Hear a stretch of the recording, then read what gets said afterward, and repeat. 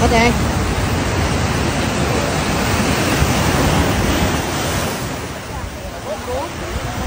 Muốn không? Còn hả? Miệt. Ủa miệt thế không? Ê, chú miệt. Chạy dữ đi.